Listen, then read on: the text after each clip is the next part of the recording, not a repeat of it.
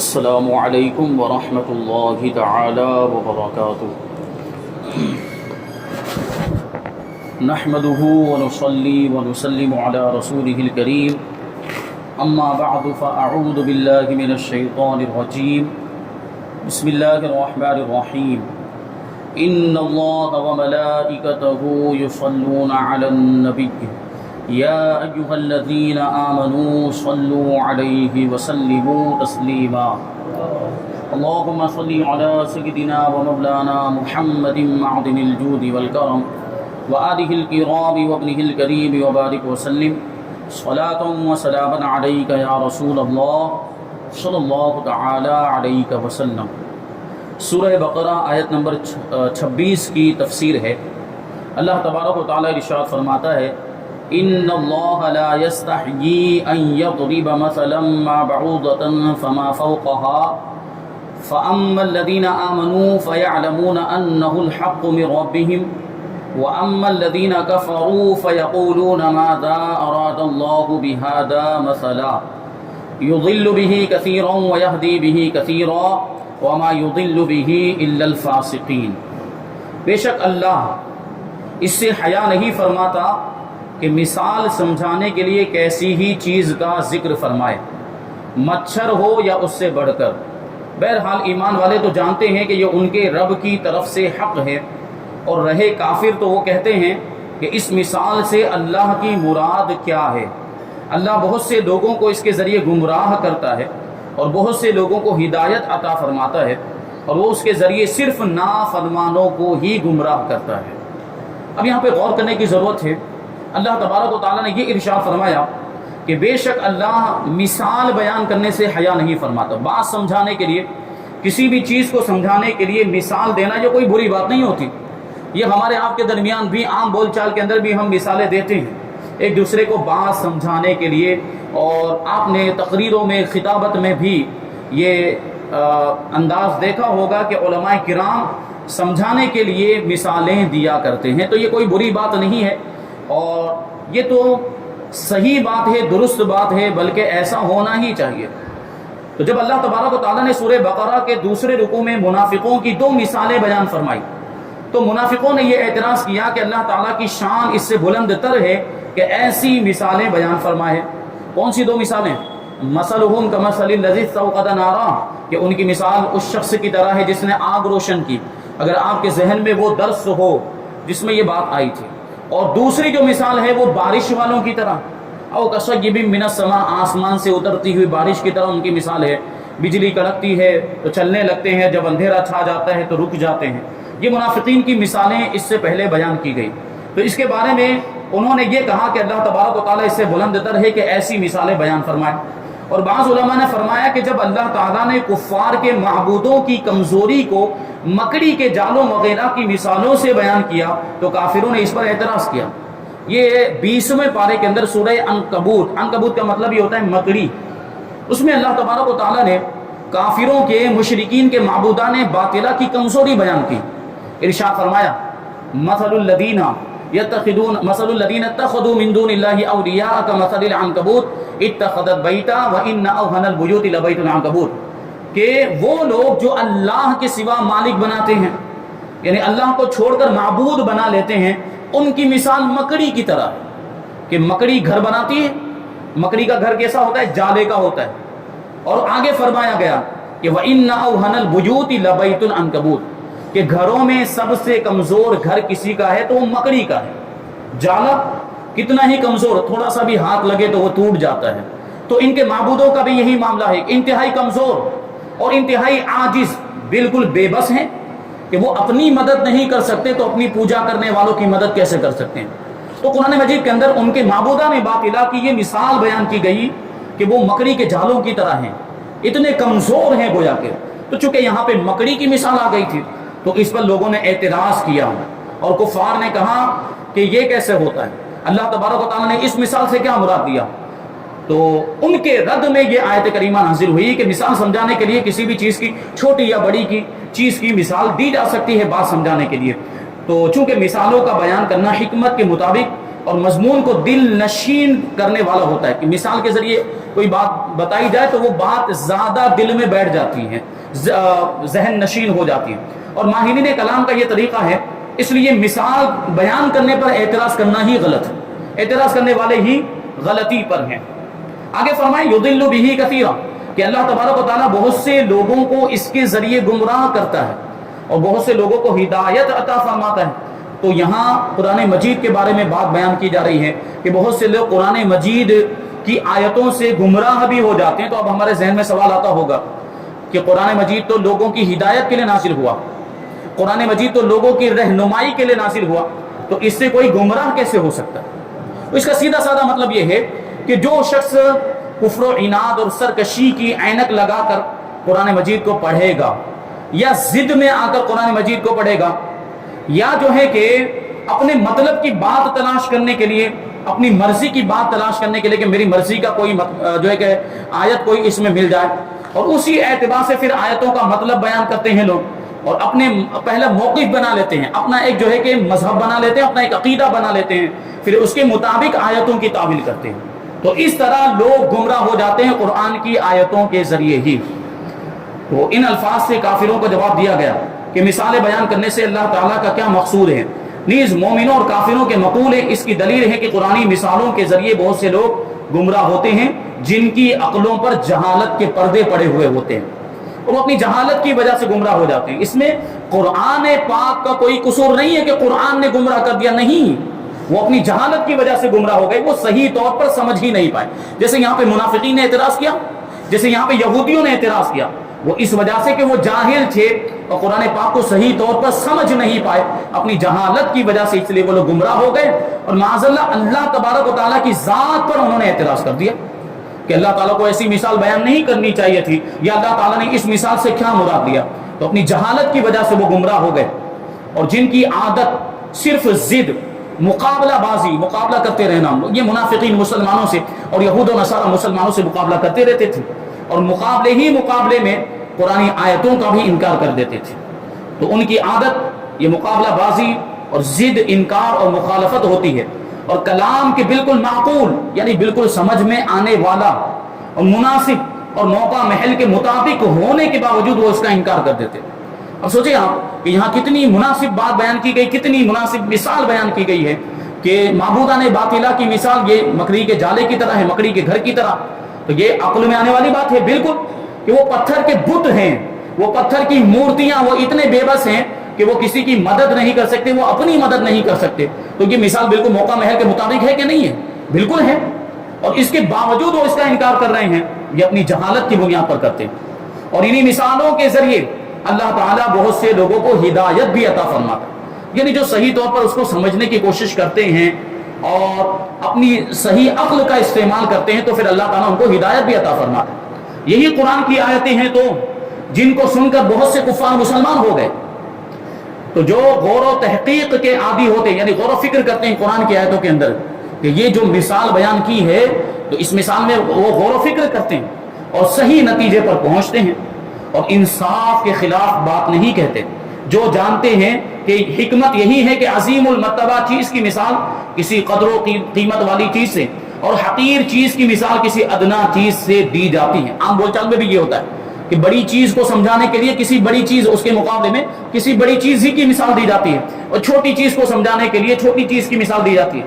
تو یہاں پر بھی ویسے ہی بات ہو گئی کہ اللہ تبارک و تعالیٰ نے منافقین کے اندرونی کفر کو سمجھانے کے لیے اور ان کی گمراہی کو سمجھانے کے لیے اسی طرح کی مثالیں بیان کی. نزول قرآن، اب دیکھیں جیسا کہ اوپر آیت نمبر 17 میں حق کی مثال نور سے اور باطل کی مثال تاریکی سے دی ہے کہ جب کچھ روشنی ہوتی ہے تو چلنے لگ جاتے ہیں، اور جب اندھیرا ہو جاتا ہے تو ٹھہر جاتے ہیں. وہاں روشنی اور اندھیرے سے مراد حق اور باطل ہے. نزول قرآن کا اصل مقصد تو ہدایت ہے، لوگوں کی رہنمائی. لیکن چونکہ بہت سے لوگ اپنی کم فہمی کی وجہ سے، جہالت کی وجہ سے قرآن پاک کو سن کر گمراہ بھی ہوتے ہیں، لہٰذا اس اعتبار سے فرمایا کہ قرآن کے ذریعے بہت سے لوگ گمراہ ہو جاتے ہیں.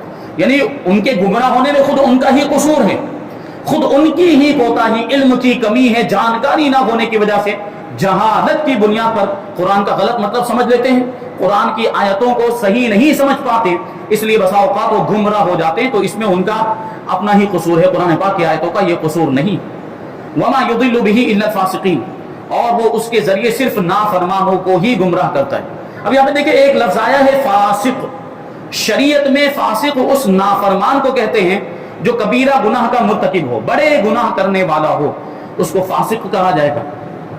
اب یہاں پہ فاسق کی 3 قسمیں بیان کر رہے ہیں، فسق کی 3 قسمیں. یہ توجہ دینے کی ضرورت ہے، دیکھیں بہت اہم بات ہے.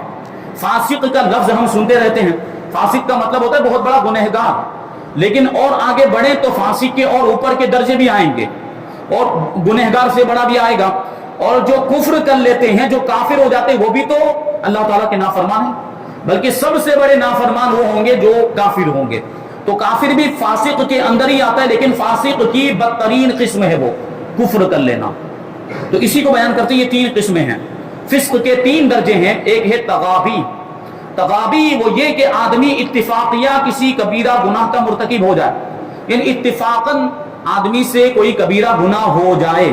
ایسا ہو جاتا ہے کبھی کبھی، تو عادت نہیں ہے، کبیرہ گناہ کی عادت نہیں، بلکہ کبھی کبھار ایسے ہو گیا گناہ، تو اس کو کہیں گے تغابی. یہ فسق کا پہلا درجہ. اور گناہ کو برا ہی جانتا ہو، یعنی اتفاقی طور پر گناہ ہو گیا لیکن اس کو برا جانتا ہے. دوسرا ہے انہماک، کہ کبیرہ گناہوں کا عادی ہو گیا، یعنی گناہوں کی عادت بنا دی اور اس سے بچنے کی پرواہ بھی نہیں کرتا. بہرحال یہاں پر بھی یہ چیز ہے کہ وہ اس کو برا سمجھتا ہے. جیسے بے نمازی لوگ ہیں ہمارے معاشرے کے اندر، بہت سارے بے نمازی جو ایک وقت کی بھی نماز نہیں پڑھتے، جمعہ حاضر ہو جاتے، اور کچھ تو ایسے ہیں جو جمعہ کی نماز بھی نہیں پڑھتے، صرف عید کی نماز پڑھتے. وہ مقولہ ہم نے سنا ہوگا، وہ 8 کی کھاٹ کی 360 کی، یہ نمازیوں کی قسمیں ہیں. 8 کی کھاٹ کی 360 کی، یعنی کچھ لوگ ہوتے ہیں جو صرف 8 دن میں ایک مرتبہ نماز پڑھتے ہیں، یعنی جمعہ کی نماز پڑھتے ہیں. اور کچھ لوگ وہ ہوتے ہیں جو صرف کھاٹ کی نماز پڑھتے ہیں. کھاٹ مطلب جنازہ، صرف جنازے کی نماز پڑھتے ہیں. کیا مطلب؟ وہاں تو چہرہ دکھانا ہوتا ہے، رشتہ داری نبھانی ہوتی ہے، نہیں جائیں گے تو برا لگ جائے گا، اور ہم نہیں جائیں گے تو ہمارے یہاں بھی وہ نہیں آئے گا. اس طرح کے معاملات ہوتے کہ نہیں؟ دنیا داری پیاری ہے، لوگوں کے ناراض ہونے سے ڈر لگتا ہے، لیکن خدا کے ناراض ہونے سے ڈر نہیں لگتا. یہ معاملات ہیں ہمارے آپ کے. تو وہاں جنازے میں شریک ہوں گے، جنازے میں دیکھتے ہیں کتنی بڑی بھیڑ ہو جاتی ہے، لیکن 5 وقت کی نمازوں میں نہیں آتے. تو یہ ہو گئی کھاٹ کی. اور ایک ہے نماز 360 کی، یعنی عید کی نماز. کچھ ایسے نمازی ہیں جو سال میں 1 ہی مرتبہ یا 2 ہی مرتبہ نماز پڑھتے ہیں، عید الفطر کی یا عید الاضحیٰ کی. ہے کہ نہیں ہمارے معاشرے میں ایسے لوگ بھی؟ اللہ کی پناہ، اللہ تعالیٰ ان کو بھی توفیق عطا فرمائے 5 وقت کی نماز پڑھنے. بہرحال بے نمازی بھی اگر آپ اس کو پوچھیں، جو سنی صحیح العقیدہ مسلمان، اس کو آپ پوچھیں کہ آپ نماز کیوں چھوڑتے ہو، تو کہے گا کوتاہی ہو جاتی ہے، یہ میں بہت بڑا گنہگار ہوں. پھر کبھی دو ہے کہ شیطان کے اوپر ڈال دیتے، شیطان بہکاتا ہے، اور نفس کے بہکاوے میں آ کر ہم نہیں پڑھ پاتے ہیں. اکثر و بیشتر تو کپڑوں کا بہانہ، کپڑے ناپاک ہوتے ہیں، اکثر تو ان کے کپڑے ہی ناپاک ہوتے ہیں. تو کیا مطلب؟ کبھی پاک رہتے ہی نہیں وہ. اللہ توفیق عطا فرمائے. جو نمازی ہوتے ہیں پھر وہ اپنے کپڑوں کا بھی خیال رکھتے ہیں. جس کے دل میں نماز کی محبت، پھر وہ پاکی صافی کا پورا اہتمام کرتا ہے. وہ یہی سوچتا ہے کہ مجھے نماز پڑھنی ہے، مجھے اللہ کی بارگاہ میں حاضر ہونا ہے، تو میں اپنے کپڑوں کی بھی صفائی کا لحاظ کروں، خیال رکھوں. پھر وہ ناپاک نہیں ہوتا. بلکہ کچھ لوگ تو ہم نے ایسے دیکھے ہیں جو ہمیشہ باوضو رہتے ہیں. غسل کی تو بات الگ ہے، ہمیشہ باوضو، وضو ادھر ٹوٹا فوراً وضو کر لیتے ہیں. ایسے بھی اللہ کے نیک بندے ہیں. بہرحال تو اس مسلمان کو آپ پوچھیں، اگر بے نمازی کو بھی اگر آپ پوچھیں کہ تم نماز کیوں چھوڑتے ہو، کیا نماز پڑھنا ضروری نہیں ہے، تو وہ اعتراف کرے گا نہیں، نماز پڑھنا تو بہت ضروری ہے، اور نماز چھوڑنا بہت بڑا گناہ ہے، لیکن ہم سے کوتاہی ہو جاتی ہے. یعنی وہ سمجھتا ہے، یہ مانتا ہے کہ نماز پڑھنا ضروری ہے، لیکن اس کے باوجود شامت نفس کی وجہ سے یا شیطان کے بہکاوے میں آ کر وہ نماز کے چھوڑنے کے عادی ہو جاتے ہیں، تو اس کو بھی کافر نہیں کہیں گے. اور یہ ہے فسق کی وہ قسم جس کو انہماک کہا گیا، کہ گناہ کبیرہ کی عادت پڑ جائے، گناہ کبیرہ کو کوئی عادی ہو جائے. 2 قسمیں ہو گئی، 2 درجے. پہلا درجہ ہے تغابی اور دوسرا درجہ ہے انہماک. یہ دونوں درجے کے لوگ گنہگار تو ہیں، لیکن ان کو کافر نہیں کہا جا سکتا. اب تیسرے درجہ جس کو کہیں گے جحود. جحود کا مطلب ہی ہوتا ہے انکار کر دینا، کہ حرام کو اچھا جان کر ارتکاب کرے. یہ اس درجے والا ایمان سے محروم ہو جاتا ہے، یعنی کافر ہو جاتا ہے. جیسے نمازی کی بات آپ کر لیں، کوئی نماز کے ضروری ہونے کا، نماز کی فرضیت کا انکار کر دے تو وہ کافر ہو جاتا ہے. کوئی شخص نماز نہیں پڑھتا اور آپ اس سے پوچھے کہ نماز کیوں نہیں پڑھتے، اور جواب میں اسے یہ کہہ دیا کہ نماز پڑھنا کچھ ضروری ہی نہیں، نماز کو میں فرض نہیں سمجھتا، یعنی اس نے نماز کی فرضیت کا انکار کر دیا تو وہ کافر ہو جائے گا، کیونکہ نماز کی فرضیت کا انکار کرنا یہ قرآن و حدیث کا انکار کرنا ہے، اور جو قرآن و حدیث کا انکار کرے وہ کافر ہو جاتا ہے۔ تو یہ انکار والی بات ہے۔ یہ جو بہت کم ایسے لوگ ہوں گے جو معاذ اللہ اس طرح نماز کی فرضیت ہی کا انکار کر دے، یا کسی حرام کو حلال جانتے ہوئے کرے، جیسے شراب اسلام کے اندر حرام قطعی ہے، شراب پیتے ہیں بہت سے ہمارے بھائی ایسے جو کم قسمت ہیں اور گناہوں میں مطلب مبتلا رہتے ہیں اور شراب کے عادی ہو جاتے ہیں، لیکن ان کو بھی اگر آپ پوچھیں کہ شراب کیوں پیتے ہو تو کہے گا عادت ہے، اور اگر اس سے پوچھیں کہ شراب پینا برا ہے تو کہے گا ہاں برا تو ہے، برا مانتا ہے لیکن جائز نہیں سمجھتا۔ ہاں اگر کوئی جائز سمجھ کے شراب پیے یا جائز سمجھتے ہوئے کہ نماز کو چھوڑنا جائز ہے، حلال ہے، یہ سوچتے ہوئے اگر کوئی نماز کو چھوڑ دے گا تو پھر وہ دائرہ اسلام سے باہر ہو جائے گا، کافر ہو جائے گا۔ اور یہ فسق کی وہ قسم ہے جس کو جحود کہا جاتا ہے۔ یہ تینوں نام آپ یاد رکھیں گے، تغابی، انہماک اور جحود۔ تیسرے درجے والا یعنی جحود والا جو فاسق ہوگا اس کو کافر کہیں گے۔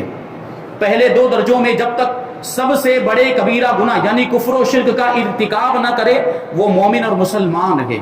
مذکورہ آیت میں فاسقین سے وہی نافرمان مراد ہیں جو ایمان سے خارج ہو گئے۔ کیا فرمایا کہ وما یضل به الا الفاسقین، کہ وہ اس کے ذریعے سے صرف نافرمانوں کو ہی گمراہ کرتا ہے، یعنی جو تیسرے درجے کے فاسقین ہیں، تیسرے درجے کے نافرمان ہیں، یعنی جنہوں نے کفر اختیار کر لیا، جو کافر ہو چکے ہیں، ان کو اللہ تبارک و تعالیٰ قرآن پاک کے ذریعے سے گمراہ فرما دیتا ہے۔ آگے ہے آیت نمبر 27، الذین ینقضون عہد اللہ من بعد میثاقہ وَيَقْطَعُونَ مَا أَمَرَ اللَّهُ بِهِ أَن يُوصَلَ وَيُفْسِدُونَ فِي الْأَرْضِ أُولَٰئِكَ هُمُ الْخَاسِرُونَ۔ وہ لوگ جو اللہ کے وعدے کو پختہ ہونے کے بعد، مضبوط ہونے کے بعد توڑ ڈالتے ہیں اور اس چیز کو کاٹتے ہیں جس کے جوڑنے کا اللہ نے حکم دیا ہے، اور زمین میں فساد پھیلاتے ہیں، تو یہی لوگ نقصان اٹھانے والے ہیں، خسارے والے، گھاٹے والے ہیں۔ اب یہاں جو فرمایا گیا کہ عہد کو توڑتے ہیں، وعدے کو توڑتے ہیں، پختہ ہونے کے بعد، مضبوط ہونے کے بعد، تو یہاں عہد سے اور وعدے سے مراد کیا ہے؟ فرماتے کہ اس سے وہ عہد مراد ہے جو اللہ تعالیٰ نے گزشتہ آسمانی کتابوں میں حضور سید عالم صلی اللہ علیہ وسلم پر ایمان لانے کے بارے میں لیا تھا، یعنی یہود و نصارہ سے اور دوسرے جو آسمانی کتابوں کے ماننے والے اہل کتاب سے یہ وعدہ لیا گیا تھا کہ نبی آخر الزمان جب تشریف لائیں تو ان پر ضرور ایمان لانا اور ان کی ضرور مدد کرنا، ان کے گروہ میں شامل ہو جانا۔ سب نے اس وقت وعدہ کیا تھا، سب نے یہ بات تسلیم کی تھی، یہ مانا تھا کہ نبی آخر الزمان جب تشریف لائیں گے تو ہم ان پر ایمان لے کر آئیں گے۔ تو بعض لوگ تو ایمان لے کر آئے، واقعی جو اہل کتاب میں سے تھے، جب حضور پاک صلی اللہ علیہ وسلم کے اندر وہ ساری نشانیاں ملاحظہ کی جو ان کی کتابوں کے اندر بیان کی گئی تھی، تو وہ نشانیاں اور علامتیں دیکھ کر وہ مسلمان ہو گئے۔ لیکن بہت سے لوگ نشانیاں اور علامتیں دیکھنے کے باوجود بھی صرف حسد و جلن کی بنیاد پر دنیاوی مال و دولت کی وجہ سے حضور پاک صلی اللہ علیہ وسلم پر ایمان نہیں لائے، یعنی اللہ تعالیٰ کے عہد کو توڑ دیا، وعدہ کو توڑ دیا۔ ایک قول یہ ہے کہ عہد تین ہے، وعدے تین ہیں۔ پہلا عہد وہ جو اللہ تعالیٰ نے تمام اولاد آدم سے لیا کہ اس کی ربوبیت کا اقرار کریں، اللہ کے رب ہونے کا اقرار کریں۔ عالم ارواح میں اللہ تعالیٰ نے سارے انسانوں کی روحوں کو جمع کیا تھا، اور اس وقت اللہ تبارک و تعالیٰ نے ارشاد فرمایا کہ الست بربکم، کیا میں تمہارا رب نہیں؟ تو اس وقت ساری روحوں نے بیک زبان ایک ہی جواب دیا تھا، بلا اے پروردگار، ہاں تو ہمارا رب ہے۔ یعنی روحوں نے تو اقرار کیا تھا، لیکن دنیا میں آنے کے بعد جب وہ جسم کے ساتھ آئے تو بہت سے انسانوں نے اللہ تعالیٰ کے رب ہونے کا انکار کر دیا۔ ایک تو یہ عہد ہے جو عالم ارواح میں سارے انسانوں سے، ساری اولاد آدم سے لیا تھا، اس کا بیان سورہ اعراف آیت نمبر 172 میں ہے۔ دوسرا عہد انبیاء کرام علیہ الصلوۃ والسلام کے ساتھ مخصوص ہے کہ رسالت کی تبلیغ فرمائیں، اللہ تبارک و تعالیٰ کا پیغام لوگوں تک پہنچا دیں اور دین قائم کریں، دین کی تبلیغ کریں، دین کی طرف لوگوں کو بلائیں، اللہ تعالیٰ کی عبادت کی طرف لوگوں کو بلائے، اس کی وحدانیت کی دعوت دیں۔ یہ انبیاء کرام کے ساتھ خاص ہے۔ اس کا بیان سورہ احزاب آیت نمبر 7 میں ہے۔ اور تیسرا عہد علماء کرام کے ساتھ خاص ہے کہ وہ حق کو نہ چھپائیں، اس کا بیان سورہ آل عمران آیت نمبر 187 میں ہے کہ علماء کرام کی ذمہ داری بنتی ہے کہ جو انہوں نے سیکھا، جو انہوں نے علم حاصل کیا تو وہ لوگوں تک پہنچائیں، وہ اس کو نہ چھپائیں۔ اہل کتاب کے جو علماء ہوتے تھے یہود و نصارہ کے اندر، وہ اپنی کتابوں کے اندر جو نشانیاں حضور کی بیان کی گئی وہ چھپاتے تھے، ان کی برائی بیان کی گئی سورہ آل عمران کے اندر۔ کہ اور اس امت کے علماء کو حکم دیا گیا، بلکہ ساری امتوں کے علماء کو حکم دیا گیا کہ حق بات کو نہ چھپائیں، حق بات کو لوگوں کے سامنے بیان کر دیں، واضح کر دیں۔ تو اس امت کے علماء کی بھی یہ ذمہ داری بنتی ہے کہ جو انہوں نے علم حاصل کیا وہ لوگوں تک پہنچائیں، جو حق بات ہے وہ لوگوں تک پہنچائیں۔ آگے ہے کہ ما امر اللہ بھی، کہ جس کے جوڑنے کا اللہ تبارک و تعالیٰ نے حکم دیا اس کو وہ توڑتے ہیں۔ تو یہاں جن چیزوں کے ملانے کا اللہ تعالیٰ نے حکم دیا وہ یہ ہے، یہاں پر 4 چیزیں بیان کی گئی۔ پہلی چیز رشتہ داروں سے تعلقات جوڑنا، رشتہ جوڑنا، اور خاص طور پر ہمارا وہ رشتہ دار جو ویوہار ختم کر چکا ہے، ہمارا وہ رشتہ دار جو ہم سے تعلق توڑ چکا ہے، جن کے ساتھ ہمارے تعلق قائم ہیں، ان سے تو ہم ویسے بھی ملتے جلتے ہیں، ان سے تو ویسے بھی بات چیت ہوتی ہے ہماری، خاص طور پر وہ رشتہ دار جو ہم سے روٹھ گئے، ہم سے ناراض ہو گئے، ان کے ساتھ تعلق قائم کرنا چاہیے، تعلق جوڑنا چاہیے۔ جو رشتہ ٹوٹ گیا ہے اس رشتے کو پھر سے دوبارہ جوڑ دینا چاہیے، اس میں اور زیادہ ثواب ہے۔ اور دوسرے نمبر پر مسلمانوں کے ساتھ دوستی اور محبت کرنا، کیونکہ مسلمان آپس میں بھائی ایمانی رشتہ ہے، اسلامی رشتہ ہے، اور اس رشتے کی وجہ سے آپس میں ایک دوسرے سے محبت ہونی چاہیے اور ایک دوسرے سے دوستی ہونی چاہیے، ایک دوسرے کو فائدہ پہنچانے کی کوشش کرنی چاہیے اور ایک دوسرے کو کبھی بھی نقصان پہنچانے کی کوشش نہیں کرنی چاہیے۔ یہ بات ذہن میں رہے، اور خاص طور پر وہ لوگ اللہ تعالیٰ